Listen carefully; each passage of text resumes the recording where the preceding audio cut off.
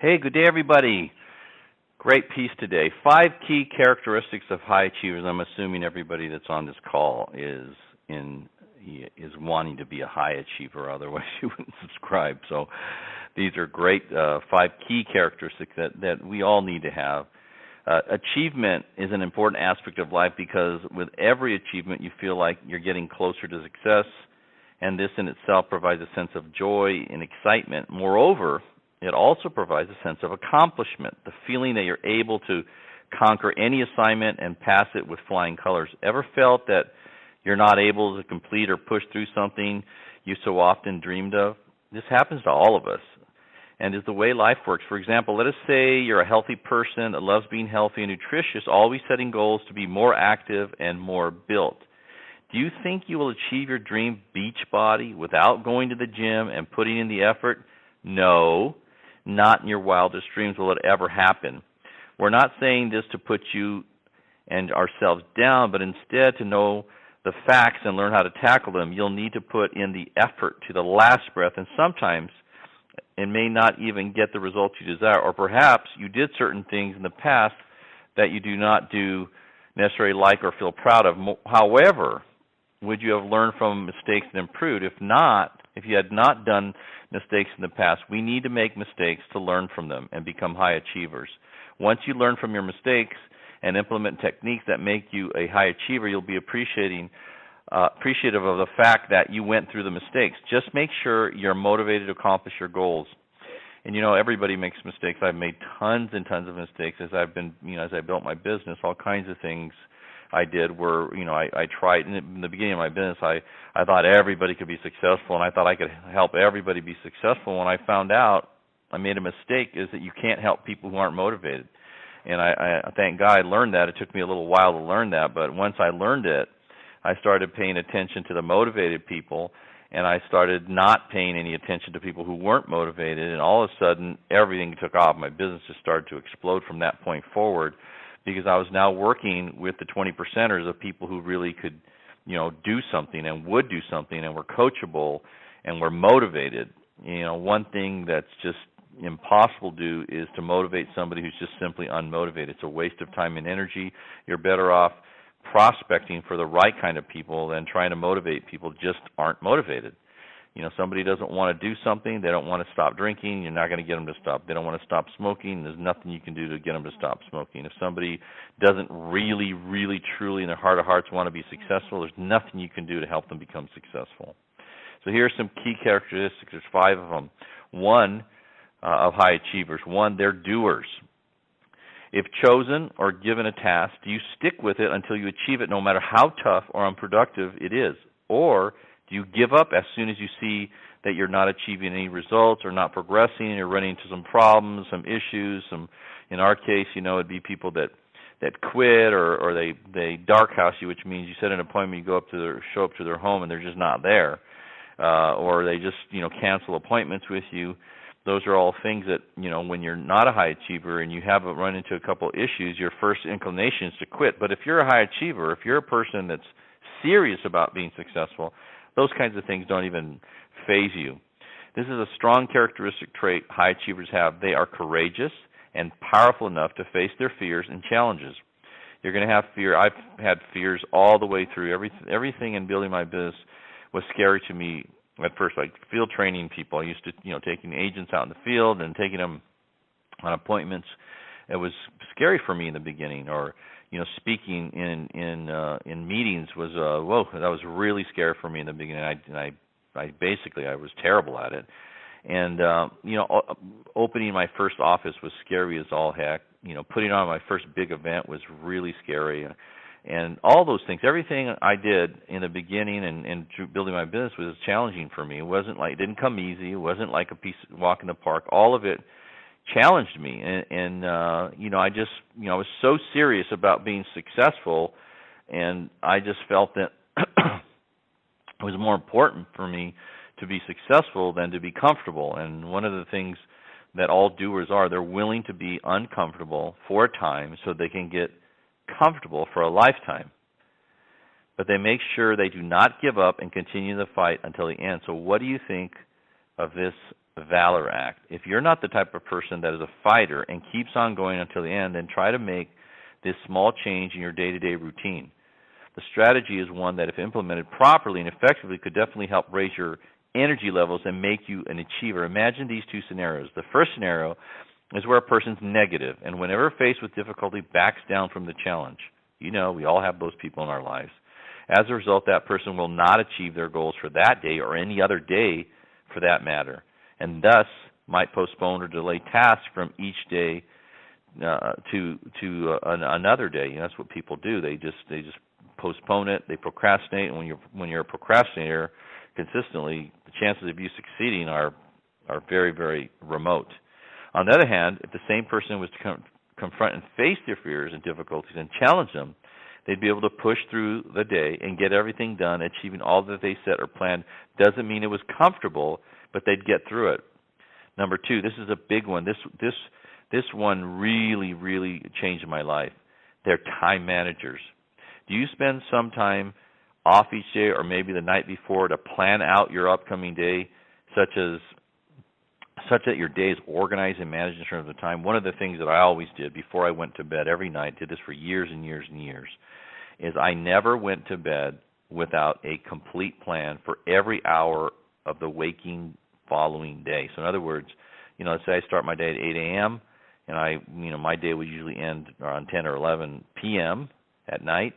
And it doesn't mean I didn't take some breaks or visit with my children or, you know, maybe go to dinner with my wife or something like that. But the every hour is planned out. I never, ever went to bed without having the following day completely written out on my day timer. I used to use a Franklin planner. Now I would just use my iPhone. But I would have a plan for every hour. And that might seem a little bit, you know, obsessive compulsive.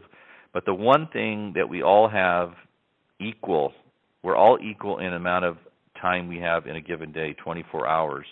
The one thing, you know, if you lose money, you can always make money back. If you lose time, you can never make up the time again. The time is gone forever. You will never be able to recoup it. So you've got to look at time as your most valuable commodity, because it is. So if not, right, if you don't do that, you know, time management is such a beneficial tool in life that it could be used to either succeeding or unfortunately falling back and even failing. This is because time management helps you allocate the proper time to every task and helps you organize your time so that you're not, you know, one of the things I wanted to make sure is that when I got up in the morning, I hit the ground running. I wasn't thinking. I was just, okay, 8 o'clock, I got to make this call, I got to do this or whatever.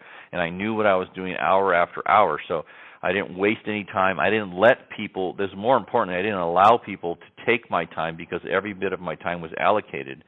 And if you weren't part of the allocation, then, you know, I had to set up a time for a later date. And so I was very careful because I knew I needed to get certain things done every day, prospecting, phone calls, following up, putting together proposals, getting ready for meetings, all kinds of different things that you have to do when you're running a business. And I didn't want anybody to, take that time from me. I didn't allow people to take that time from me. And you got to be very careful because when you start seeing your time as valuable, which it is, you'll start treating it like it's valuable, and you won't allow others to waste it. So you need to allocate the proper time for every single task you have, and organize your time. However, without this time planning, you would randomly allocate time ineffectively, and this could cause the day to go unmanaged. In other words, the day can get away from you. All of a sudden, you look back and you say, what the heck did I do? You know, you got derailed, you got, unfocused, you got, somebody came in and took your time, or you just went off on a tangent, spent all day on the computer, or whatever people do that is really, really not going to move them towards what they're trying to accomplish in their life. If you had a task that would take 4 hours for you to achieve, but you did not know that initially and did not manage those 4 hours earlier, then it would be very likely to carry over for a longer time and thus take over another task allocated time. High achievers value very much their time because they know that it's important and irreplaceable, and thus make sure they have their time calendared. Did you ever think of this in such detail? Have you ever really thought about managing your time with that? Most of you, if you're hearing this, you probably don't do this right now. I just want to recommend, I can't emphasize this enough, it's critical that you do this if you're really serious about winning. And if you start doing this and you do it consistently, you're self-disciplined, You're going to start making progress like you can't believe. You're going to start moving your life and your business forward at a much, much faster rate. There are a lot of activities in life, if not all, that you need to manage your time. Do you want to transform to a high achiever? Time management is one of the simple changes that we can all commit to in our daily lives to possibly increase the amount of activities we complete and to achieve, our goals. One simple thing we can do each day before going to bed is manage our schedule for the next day, which I just talked to you about. People who really want to be on top of the game could prepare for the coming few days or maybe a week. One of the options is to prepare all the materials you need for tomorrow before you go to bed. Place the books, presentation material you need for the next day in your briefcase or whatever you use, your tote, and everything. Got to put everything together so that you don't have to think about, I got to remember this. I got to remember. If you do it the night before, another really huge benefit of doing this is you will sleep so much better. When you are not worried about remembering what you have to do the following day because it's all written down and all pre-planned, I promise you, your sleep will get better. You will start sleeping more soundly. You won't be worrying because you know it's all set up, and all you have to do is wake up, look at your plan, and get after it. So one more thing you could do is plan out the various activities you have the next day and the timings that suit those activities. Number 3, they pick their friends. This is a big one. I have 2 children who are adults now, but when they were young, my wife and I, Jan, we were pretty fanatical about their friends and who they were and what kind of families they came from and how they behaved, and we wanted to meet the kids' parents, and we wanted to know they come from a good family that, has good values and good morals. And so we were really, really, careful about who they associated with. And I think as an adult, it's equally as important that you pick the right kinds of friends, that you hang out with the right kind of people that are going in the same direction you're going, people that want to be successful, people that are inspirational, people that are encouraging to you. Look, have you ever been in a situation before when you made the decision to pick your friends, or was it always the more friends you could grab, the more you would take? Friends can have a very huge impact on your performance day in and day out, the way you think, your attitude, the way you act, perhaps even the type of goals you set. We'll never be able to skip the fact that we are social animals and that we just cannot live without company and friendship, but you got to make sure that they're the right kind of people. One of the things that I absolutely, positively will not allow in my life is anybody who's negative. I just don't. Those people have no place in my life. I reject those people, not to their face, if you will, but I just will not associate with them. I will not spend time with them. I don't want to have anything at all to do with anyone who's negative in any way, shape, or form. Those people are a complete drag. They're like vampires sucking the life out of you. And the other thing that they do when you have the wrong kinds of friends, right, what we end up doing is we end up speaking like and acting like the people we associate with most. So you got to look, are these people that you want to end up being like? There's a saying that if you show me your 5 closest confidants, friends, people you hang out with, and your income will be the average of that 5. Well, that could be really great if you're hanging out with the right people, but if you're not, it could be really sad. So you've got to really be super careful about who you associate with, what kind of books you read, what kind of things you listen to. I think that's really, really critical. Those are all things that have just an enormous impact on your life and your future success. Friends should be a source of uplifting and fill you with life. And like I said, they should be inspirational. They should be people that, you aspire to be like. Especially when you are in one of your low points, a true friend will always be there for you and motivate you to achieve. They'll be there to encourage you to keep moving forward more and more, even when you're already at the top. Being the high achiever you are, you would like to have high achiever friends and individuals that know what it feels like to be in that situation and what it requires to further your skills and achievements. I'm always looking for people that are much more accomplished than I am because I want to become more accomplished. I'm a golfer. I love golf. I'm a big golf nut. And over the years, I've befriended several people who play on the PGA Tour or play on the Web.com Tour, or really, really good golfers, because I love playing golf with these people because you can see what they do, how they act, what they think.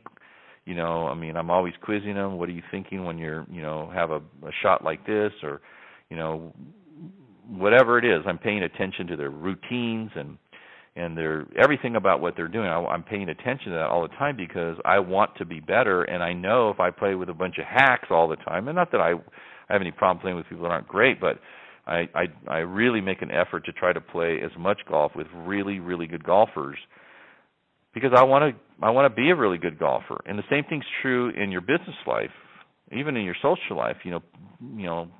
Being with people that are going to further your skills and your achievements.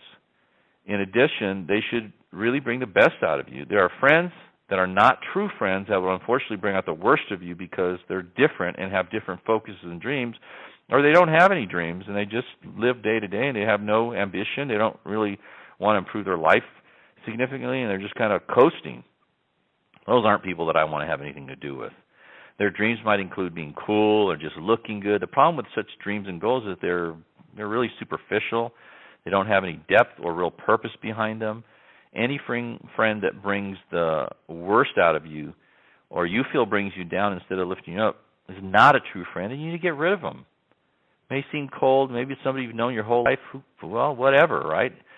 Especially if you have a family, especially if you have children. I mean, it's so important to be with the right people. For me, like I said, I wanted my children to be with, hanging out with the right kinds of people. And if you're not hanging around with the right kinds of people, how do you teach your children to do that? Since finding a true, caring, motivational friend is something hard to find in life nowadays, and not everyone's a good friend, you need to make sure you pick your friends carefully and wisely. Maybe start by considering this person or acquaintance, monitoring their attitude. How do they think? How do they act? What's their focus? What are their goals? Where are they trying to get in their life?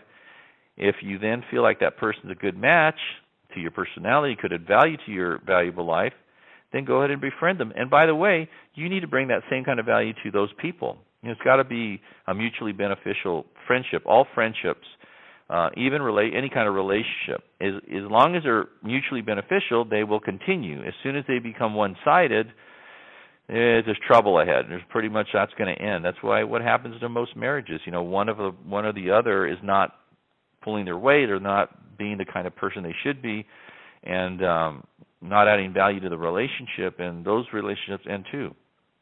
So do wait for the first right act an individual does for you to consider them to your friend. Instead, monitor them from time to time to see whether these good deeds and acts are continuous or just coincidental, where they happen once or every long while. The bottom line is choose a type that matches your personality that you will know will bring out your achieving soul when around, because friends affect each other, whether positively or negative. One thing I've always looked at is I want to see how people treat people that they can't get anything from, like the waiter or the bellhop when you check into a hotel, or any kind of help for that matter.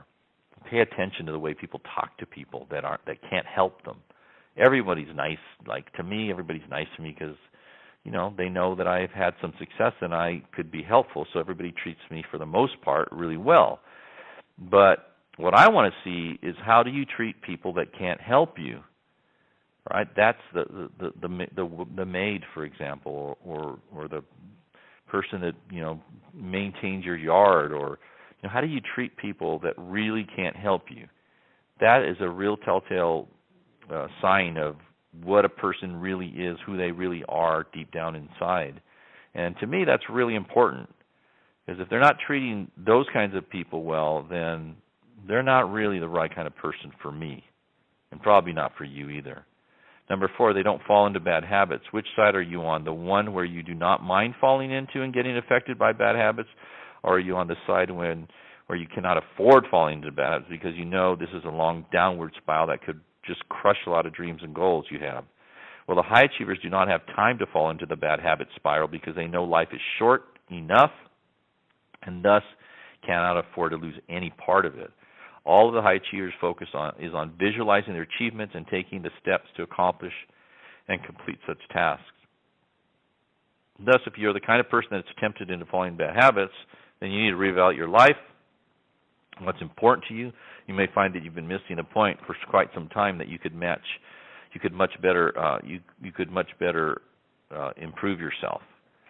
These are important points we need to pay attention to because they could determine our future and maybe even our lives as a whole. We have all seen or know someone who, even just over the news of the story of people that fall into the dark hole of addiction all the time, whether it's drugs or smoking or other bad habits, there's a reason why they're called bad habits. And you look at a lot of, just look at Prince, who just died recently, bad habit, or, Michael Jackson, bad habit, or Jimi Hendrix, bad habits, or Jim Morrison, bad habits. There's all kinds of athletes, famous athletes who had bad habits, who made millions of dollars, but their bad habits ruined them.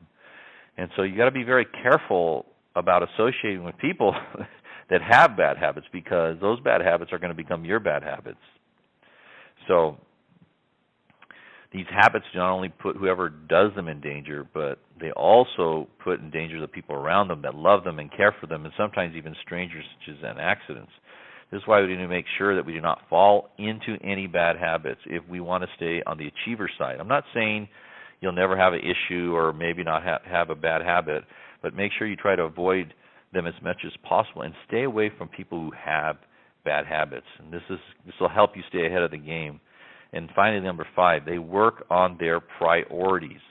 This is a very important concept when it comes to staying ahead and on top of the game. Prioritizing has a huge impact on being productive, efficient, and finishing required work. Do you consider yourself a high achiever or a normal achiever or not an achiever at all? If you feel you are not a big of an achiever as you wish to be, start working on your priorities, because your priorities, I can tell right away what person's priorities are. I look at their numbers. I can tell whether their business is a priority or not a priority. You can see right away if people are, really out of shape and overweight or obese. You can tell that being fit is not a priority, right? If people are broke all the time and constantly having to borrow money, you know that managing their money and being a good steward of their money is not a priority, right? So you got to work on your priorities, because your priorities are what's going to lead to what your life ends up being. Prioritizing is such an important concept that it ties in with making use of your time and dividing up work into many sections, putting first things first and making sure you have a list of important activities each day you need to finish, just following your plan from the night before. So if you think there's a certain activity you need to dedicate more time to in comparison to others, then push the other task a bit further down the day or maybe even to the next day, and make sure you complete the most important task. Like in my business, the most important task is prospecting and setting appointments.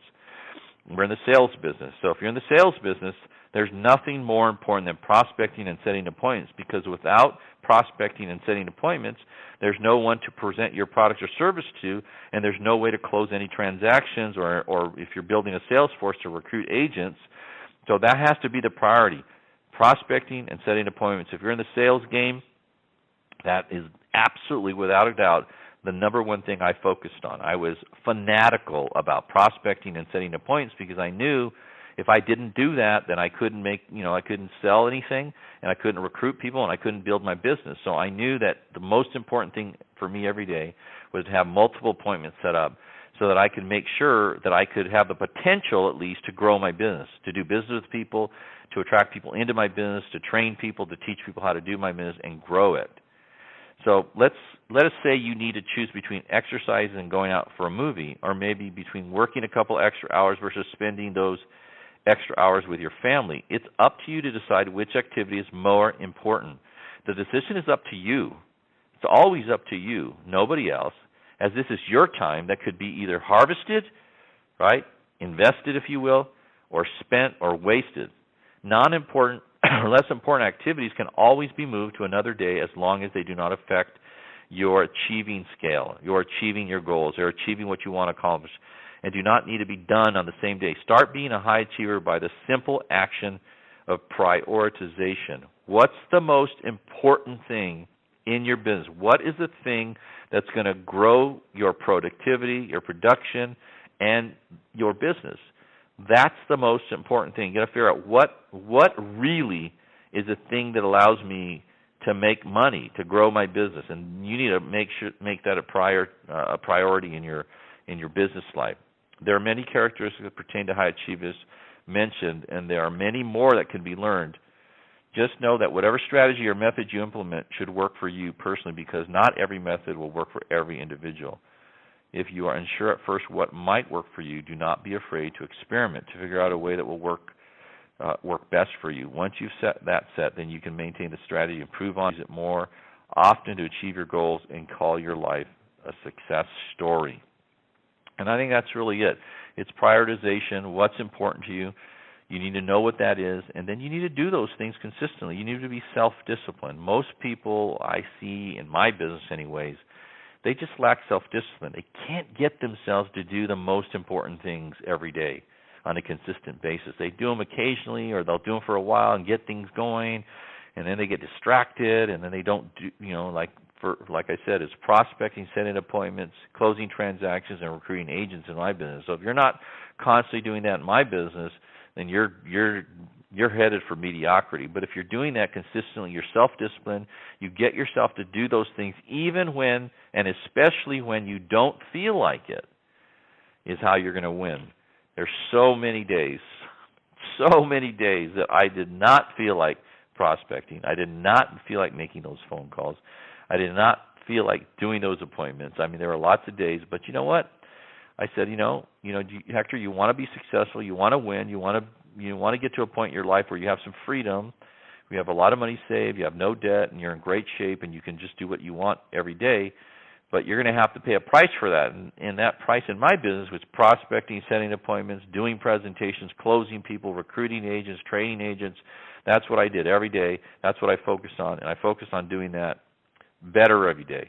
I think one of the things that I was talking to one of my RVPs earlier today, I said, the main thing that I focus on every day is how can I do a better job, a more clear job of teaching people how to do what I do?